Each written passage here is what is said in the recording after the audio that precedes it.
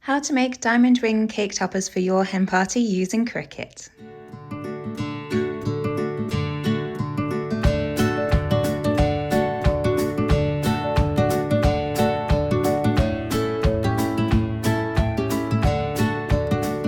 Hey guys, welcome back to Bridal Society. My name's Rebecca and today I am showing you how to make these little diamond shapes to go on the top of donuts if you kind of want to make a cute kind of ring idea for your hen party bachelorette, or of course they can go in any kind of cake desserts as a cute little topper as well. It's a super simple tutorial, so suitable for absolute beginners, and I'll walk you through the whole thing step by step. So here's what you'll need.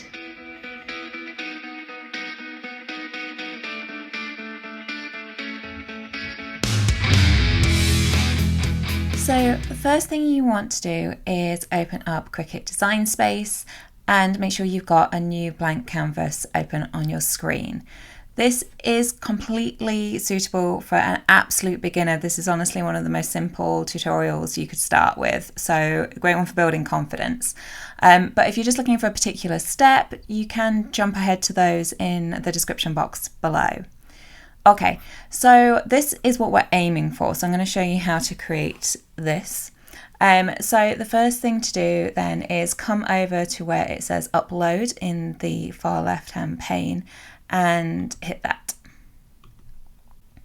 Okay, obviously I've already uploaded it, but if you haven't, you need to go to upload image, browse, select your image by double clicking. It'll then load it in. You can hit simple at the top here, hit continue at the bottom right. Once it's loaded in, what you want to do is remove all the parts of the image that you don't want to ultimately have in your design. So we're going to eliminate the negative space. So to do that, just make sure up here that you're on the image on the left, and that allows you just to click into all these spaces, and when you see those checkered boxes, that means that's going to be like the transparent part of your design, so that's not going to end up there. If you want to see what it looks like before you confirm it, you can come up here to where it says preview cut image, and it will show you what you're going to end up with. If for whatever reason you need to restore something or erase it, you've got these options over here on the left hand side. Okay, but I'm happy with my image, so I'm going to come down to the bottom right where it says apply and continue.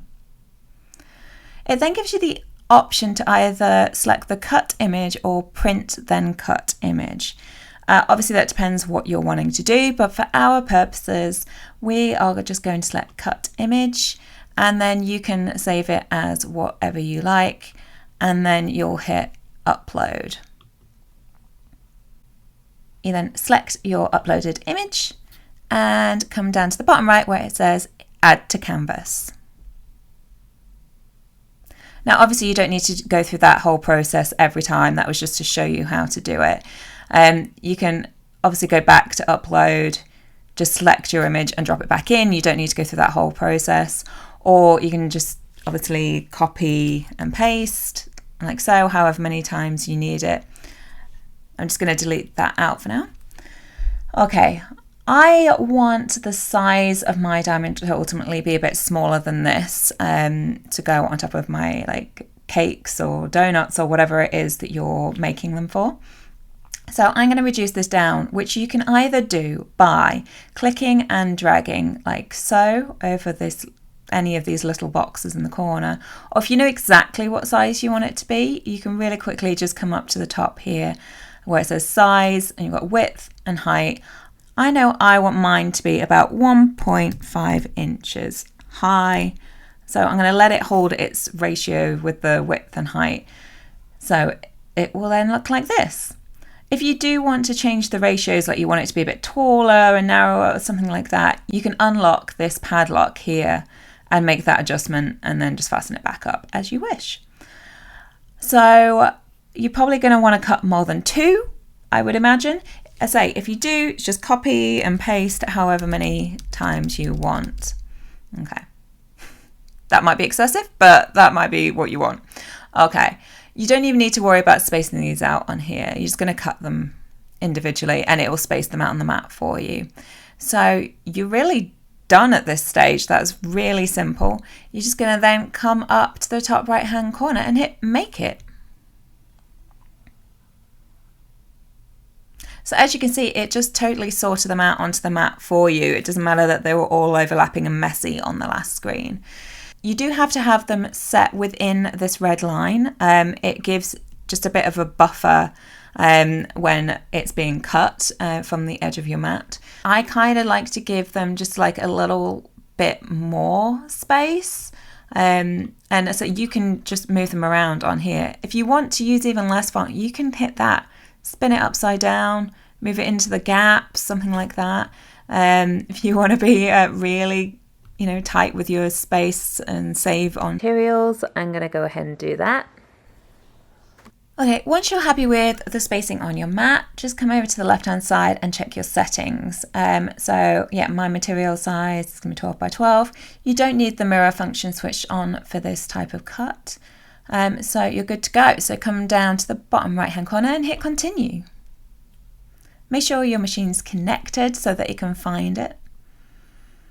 Then it's going to give you the choice of materials. These are just the ones I've got saved in my favorites. So if you've got nothing here, don't panic. You just need to come over to where it says browse all materials, and you can select from all of these choices, depending what it is you've chosen to cut your diamonds out of today. To make it quick, you can just search for it. So I'm using Cricut's sparkle paper. And there you go. It just brings it right up. I do actually already have it bookmarked back here, but that doesn't matter. I'm just going to click that and hit done. That tells it what kind of pressure to apply automatically, so you don't have to worry about that. And now, as you can see, it's telling us to load in our fine point blade to clamp B, and we're going to go ahead and prep our material onto our mats.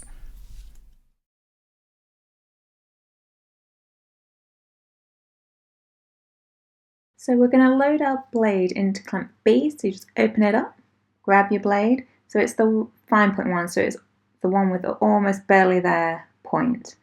Okay, and then we just pop it in the top here, close the clamp like so, and it just locks it into place. Go ahead and grab your light grip mat, your shimmer paper, and simply attach in the top corner or wherever you've told the machine you're going to stick down your material. Smooth it down and load it into your machine underneath the guides on either side, ensuring that your star wheels are evenly spaced out in between. You're then ready to go ahead and press the flashing arrow button on top of your machine, which will suck it in. Once the machine's ready, you'll see the C Cricut logo start flashing, so you can just go ahead and press that now.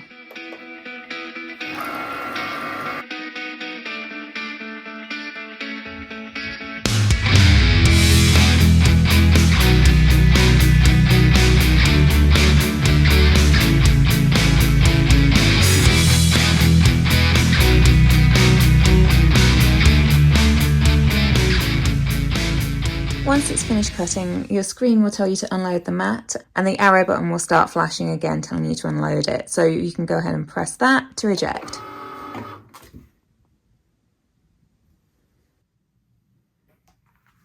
We now need to get your design off the mat.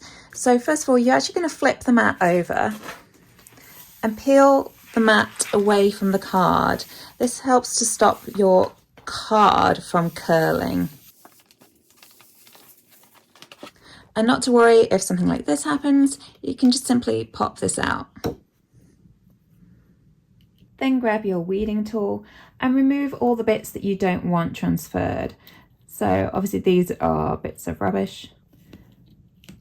So things like this where it's already come off, you can just simply pop the bits out with your weeding tool. Or you might not even need your weeding tool, you can just probably do it by hand. All your pieces should easily come away. And there you have it. Go ahead and do the same thing for all the rest of the diamonds.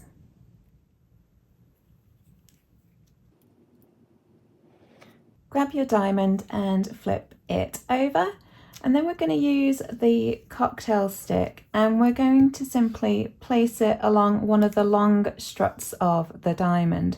We obviously can't put it just up the middle like so because you'll see the stick through the shape. So we need to follow along one of the lines. It really doesn't matter that it's jaunty because the remainder of the stick will be going into the donut or the cake or whatever. So we're going to conceal it behind here. I'm just going to use Pritt stick, but obviously if you're going to need something a bit more permanent, this wouldn't be the first choice, but this is going to be fine for what I'm doing. So I'm going to hold it here to help me measure out how much glue and where I need to put it. So I'm going to start from here and just go up to the end. So I'm just putting some Pritt stick onto the stick. Once you're happy, you're just going to flip that over and stick it in exactly the same place. Just making sure, I say, that it's really stuck behind one of the struts. It doesn't matter which angle you've chosen. And just hold it down for a few seconds until it's glued into place. And there you have it. You're all done.